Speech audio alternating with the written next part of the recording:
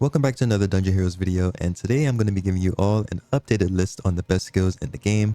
Last video I did was the Shimmering Sands update, and now this is for the Golden Realm. Keep in mind this video is my opinion as a max level player. So let's get started. So the number one best skill in the game goes to Consecutive Lightning. It is still the best skill in the game. This ability has damage over time, and you can cast it wherever your mouse is pointing in a certain circle around your character.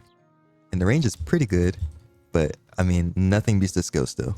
It's still the number one best skill simply because of its damage, the range, and how safe it is to use it as you can move while using it. Now the second best skill in the game, very similar to Consecutive Lightning, is Chain Lightning. I still say that Chain Lightning is the second best skill in the game simply because of its damage, its range, and its damage over time. The only difference really between Consecutive Lightning and Chain Lightning is that you cannot move while using Chain Lightning. So that's why I put it in second place.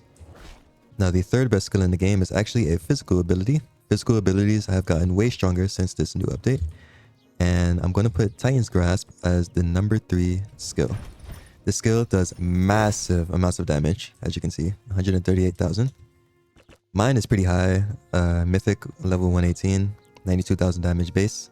But this skill is very good because it's very safe, does a ton of damage, like I just showed you, and the range of the actual clap is actually pretty big. It goes kind of far as well.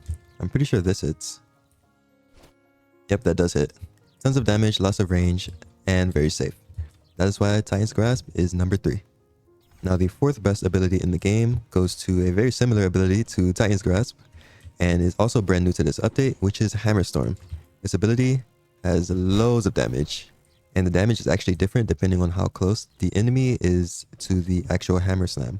So this middle opponent took 93,000 and this guy took 40 something thousand.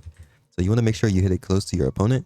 But the main good things about this ability, and why I put it as the fourth best, is that it has massive damage, of course, and it actually drags your opponent to the center of the hammer. Now I can't actually demonstrate this because these dummies don't move, but if you were to do this on the ground or in the air, anybody you're looking at in front of you would be pushed to the center of the hammer.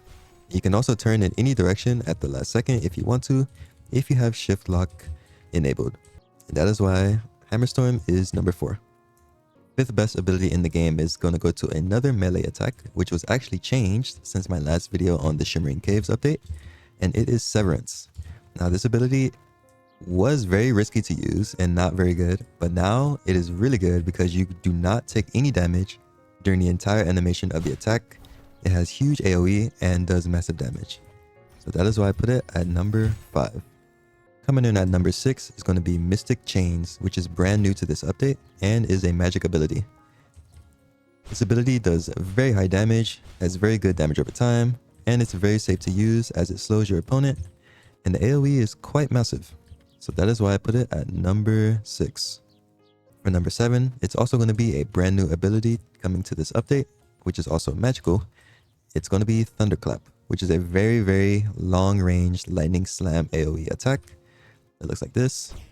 When you slam down, it does damage, and then it does damage over time afterwards. Very safe to use, very high range. And the only bad thing about this ability, though, is that it does less damage than Mystic Chains, which is why it is at number 7. Now the 8th best skill in the game, in my opinion, is going to be Eviscerate. Now we all know Eviscerate.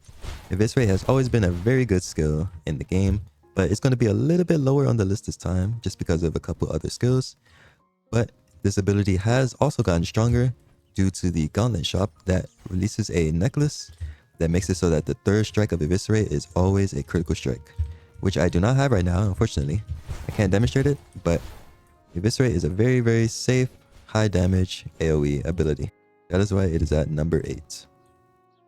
Now number 9 on the list is going to be a brand new physical attack that just came in this update, which is Stampede.